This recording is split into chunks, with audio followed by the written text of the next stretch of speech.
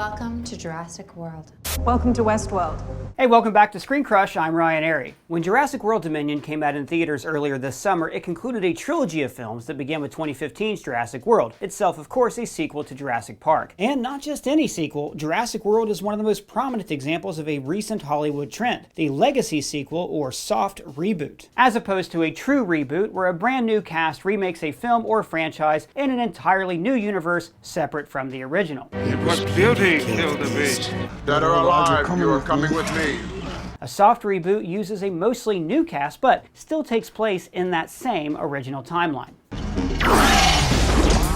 Take, for example, the two most recent films by Denis Villeneuve, Dune and Blade Runner 2049. Dune is a true reboot, a separate adaptation of the Frank Herbert novel from the one that David Lynch directed in 1984, telling the same story with the same characters, but in an entirely new timeline as if that original story never existed. Blade Runner 2049, however, is a legacy sequel, taking place 30 years after the first film, with Ryan Gosling starring as a new protagonist in a new story that shares very similar themes and aesthetics with the 1982 original by Ridley Scott. Usually, legacy sequels will have cameos or minor roles by stars from the original to give the films a connective thread. In Blade Runner's case, Harrison Ford shows up in the third act to reprise his role as Rick Deckard. The Jurassic World trilogy was marketed as a legacy sequel to the Jurassic Park films. Same island, same general story, but with a new, younger cast anchored by Chris Pratt and Bryce Dallas Howard. Characters from the original film, like Dr. Henry Wu and Mr. DNA, show up to remind the audience that the new movies are still in the same timeline. But looking back, Jurassic World wasn't really a soft reboot of the Steven Spielberg classic Jurassic Park. Instead, it's a remake of another classic sci-fi horror by Michael Crichton, WESTWORLD. But Jurassic World has dinosaurs and Westworld has cowboy robots. That's not a remake. I mean, dinosaurs are big and cool and old, but they're not cowboys. Yes, but once you dig a little deeper and really look at the two franchises, it quickly becomes apparent that Jurassic World and WESTWORLD have way more in common than Jurassic World and Jurassic Park. And that extends to its two sequels, Fallen Kingdom and Dominion, which take the franchise off the island and into the larger world. Now, maybe it's no coincidence then that Dominion came out the same summer as Season 4 of WESTWORLD, the HBO adaptation of the original 1973 film and its sequel, Future World. WESTWORLD, the TV show, just finished its penultimate season and has used the original killer robot premise to explore much deeper existential themes about what it means to be human in modern society. As WESTWORLD fleshes out its plot and themes before its final season, the comparisons to the recently completed Jurassic World trilogy are impossible to ignore. So let's look at exactly how these two properties are connected and what that could mean for WESTWORLD's final season, and why this episode of The Simpsons. We need more Bort license plates in the gift shop. I repeat, we are sold out of Bort license plates. Was actually the blueprint for the cross-franchise soft reboot legacy sequel Chris Pratt vehicle, Jurassic World. But before we get to that, it'll help to look at the man without whom none of these stories would be possible, Michael Crichton. While the massive success of Jurassic Park made Michael Crichton a household name, the writer and filmmaker was already well known by science fiction fans as early as the 1970s. His novels, adaptations, and original screenplays make up some of the genre's biggest classics and help shape and evolve sci-fi from B-movie invasion and monster flicks to grounded, high-minded techno thrillers. He truly was a pioneer for blockbuster filmmaking, a towering figure in Hollywood and beyond. And that's not really metaphorical. He really was a towering figure. Crichton clocked in at 6'9".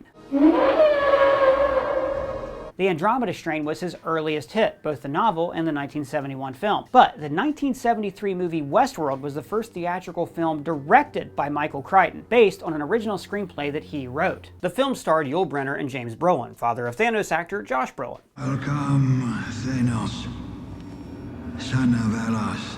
Now, WESTWORLD, like its HBO remake, was set in the future in a giant theme park populated by humanoid androids. People rich enough to afford admission could enter the park and live out their fantasies, including romantic liaisons and fights to the death. The park was large enough to create entire simulated towns from different historical eras, including medieval world, Roman world, and of course, WESTWORLD based on the Wild West. Everything ran smoothly until the androids began to malfunction and kill the guests. Sound familiar? Yeah, but John, if the Pirates of the Caribbean breaks down, the pirates don't eat the tourists. That's right, the plot was very similar to a later novel and film series by Michael Crichton, Jurassic Park, which was first published 17 years after WESTWORLD in 1990. Now, of course, Jurassic Park, which was built on an island off the shores of Costa Rica, wasn't just for the wealthy elite, it was intended for everyone. This park was not built to cater only for the super rich.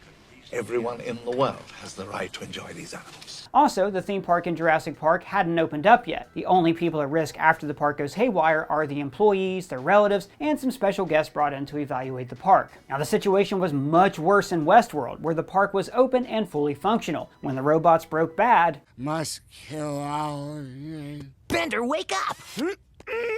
there were a lot more victims, people who paid a lot of money to have a nice, pleasant vacation. And this is our starting point. The core premise of Jurassic World is, what if the theme park envisioned by John Hammond had actually opened? And what if the man-eating dinosaurs escaped when there wasn't just a skeleton crew, but hundreds of innocent families on holiday? Jurassic World has the appearance of a soft reboot of Jurassic Park, but if you peel away the superficial layers, what you actually have is a remake of Westworld. Jurassic World's plot is the same as Crichton's 1973 film, except with man-made dinosaurs instead of man-made robots. And because a good writer uses plot to explore various themes, the themes of Jurassic World align much closer with Westworld than with Jurassic Park. Jurassic Park was masterfully directed by Steven Spielberg, who instilled a sense of awe and wonder into the film, much like he did with E.T., Close Encounters, and Hook. Jurassic World, on the other hand, is colder and more cynical. Like Westworld, the dinosaurs of Jurassic World aren't a majestic miracle of science. They're a gimmicky hook to bring in tourists with disposable income. Visitors to the park are expected to spend as much time in Brookstone and Margaritaville as they do on any dino tour. Now, while Jurassic Park and Jurassic World are both mortality tales about hubris, Jurassic Park is more about 20th century mankind thinking it can conquer nature through science and sheer will.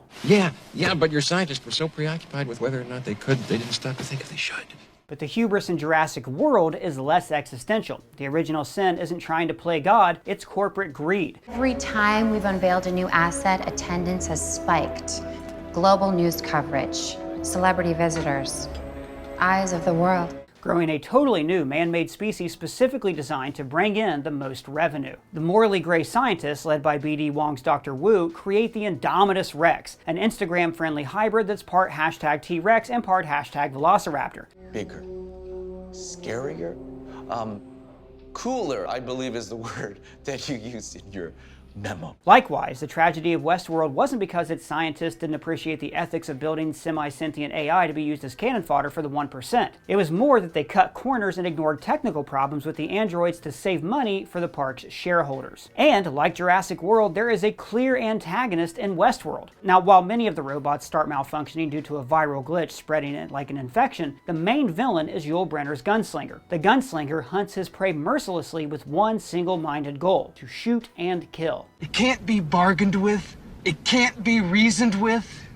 It doesn't feel pity. The Terminator was clearly influenced by Crichton's Gunslinger. In fact, the original Westworld is notable for two reasons. It was ground zero for CGI, the first film to use any computer-generated special effects, in this case for the pixelated point of view of the robots. And that POV, what the robot sees, was the prototype for the heads-up display, or HUD, that has become ubiquitous, not just used in Terminator, but also RoboCop, Halo, Iron Man, and just about everywhere else. The dinosaurs of Jurassic Park are, again, a metaphor for wild creatures and the wrath of nature. They're not necessarily good or evil. But the Indominus Rex is a dinosaur version of the Gunslinger, a cold, calculating hunter that won't stop until it's eaten you. It stalks the heroes of Jurassic World just like the Gunslinger stalks the heroes of Westworld, making both much more of a chase thriller than Jurassic Park. Mama, don't let your dinosaurs grow up to be cowboys. Very good. You're forgetting another big reason Jurassic World is more Westworld than Jurassic Park. Oh, what's that? The titles are the same, Westworld and Jurassic World. And that's a great point, Doug, but not just because it's the same word.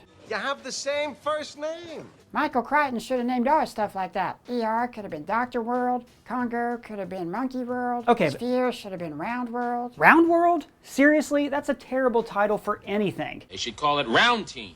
Anyways, Doug, besides being awful titles, Round World and Monkey World aren't thematic, but the world in Westworld and Jurassic World actually has a larger meaning. Unlike Jurassic Park, these two stories aren't just about self-contained disasters in theme parks, but the larger implications for the rest of the world. Wait, really? Yes, and you can look no further than the sequels to see how this plays out. Jurassic Park and its two sequels also take place in a localized setting, Isla Nublar and Isla Sorna, give or take San Diego. Jurassic World, however, lives up to its title in its 2 sequels by expanding the dinosaur threat to the larger world. Fallen Kingdom's 3rd act takes place in Northern California, and Dominion shows the dinosaurs have fully incorporated themselves into modern civilizations across the globe. It truly is a Jurassic World. Welcome to Jurassic World. Now, Westworld's sequel, Future World, as well as later seasons of the HBO series and a short-lived 1980 series called Beyond Westworld, all focus on the world part of the title and take the killer robots out of the park. In all 3 titles, there's a general plot to use the technology of Delos to conquer the planet, including replacing key powerful figures with clone doppelgangers. Now, as exciting as seeing robots and dinosaurs attack people in a theme park is, there's only so much you can do with that story. Jurassic World's filmmakers copied Westworld's strategy, as opposed to the stories of Jurassic Park, where we just keep going back to the islands. Now, I should note that the HBO remake of Westworld came out after Jurassic World, and is very much its own thing. Even though it's adapting Michael Crichton's film and sequel Future World, the series is much more cerebral and cinematic, similar to Steven Spielberg's Jurassic Park. Spoilers for later seasons of that show if you haven't seen it, but a key storyline is basically fulfilling Ellie Sattler's predictions.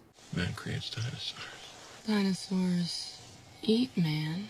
Woman inherits the earth. Seriously, if you're not watching Westworld, you're missing out on one of television's most interesting sci-fi epics. Its creators, Lisa Joy and Jonathan Nolan, have said from early on that they have had a 5-season plan mapped out for the show. Its 5th and final season will likely air in 2024. And based on everything that's happened so far, it's probably going to be epic. So reverse engineering the Jurassic World trilogy as a blueprint, there's a good chance that we could see things come full circle for the HBO series. Jurassic World Dominion took the dinosaurs off the island, but it also brought back the core cast members of the original film. Considering most characters who've died on Westworld have come back in some form or another, maybe Season 5 will bring back a character we haven't seen in years. Anthony Hopkins, Robert Ford. Dominion also dealt with the larger repercussions of genetic engineering. A surprisingly large part of the plot dealt with unstoppable locusts and the threat of mass famine. If the humans win and stop the robot apocalypse that began in Season 4 of Westworld, Season 5 could deal with what the world would look like as it starts to rebuild, and the consequences of a society that's been dominated by AI for decades. Of course, these predictions all hinge on this weirdly deep connection between Westworld and Jurassic World. So, if you're still not convinced, I've got 3 words for you. Simpsons predicted it. That's right, just like Donald Trump's presidency, we've inherited quite a budget crunch from President Trump. And Disney owning everything, The Simpsons aired an entire episode that was essentially a Jurassic World parody 20 years before the film was even made. 1994's Itchy and Scratchy Land. Itchy and Scratchy Land is a Season 6 all-time classic episode where Homer, Marge, and the gang travel by helicopter to an island resort for a family fun vacation before the park attractions go haywire and the Simpsons are almost killed. Now, obviously, this episode came about because of the massive success of the original Jurassic Park. The 1993 film smashed box office records and dominated the cultural zeitgeist for months after its release, and The Simpsons referenced it in multiple episodes. I call it Billy and the Clonosaurus. Itchy and Scratchy Land was definitely pitched as a spoof of Jurassic Park, but the actual episode, like Jurassic World, borrows much more from 1973's Westworld than it does from the Spielberg film. Amusement park of the future where nothing can possibly go wrong. The fact that an episode of The Simpsons directly riffing on Westworld ends up playing today as a closer parody of Jurassic World than Jurassic Park is really all the evidence we need. The action takes place at a theme park that's already open and thriving, with its guests being attacked in the middle of their vacations. And obviously, the episode doesn't feature any dinosaurs, unless you count their closest living relative, birds. Nope, the deadly menace in Itchy and Scratchy Land are, of course, robots. See all that stuff in there, Homer? That's why your robot never worked. The robot repair lab at Itchy and Scratchy Land is directly modeled after the robot repair lab in Westworld. Even the iconic shot of Yul Brenner's mechanical face being removed gets parodied in this episode. I really wish they wouldn't scream. Like in Jurassic World, the climax of the film involves a family facing off their pursuers in the park's commercialized Main Street area. The music in this scene is also extremely similar to the film score for the original Westworld.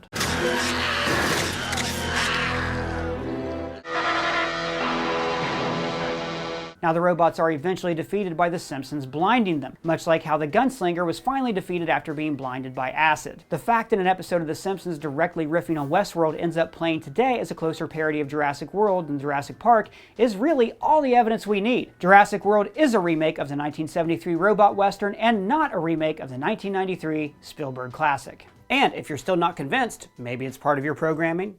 Doesn't look like anything to me. What do you think about Jurassic World and Westworld? Let me know in the comments below, or you can @me on Twitter. And guys, if it's your first time here, welcome to the channel. Please subscribe, smash the bell for alerts. For ScreenCrush, I'm Ryan Airy.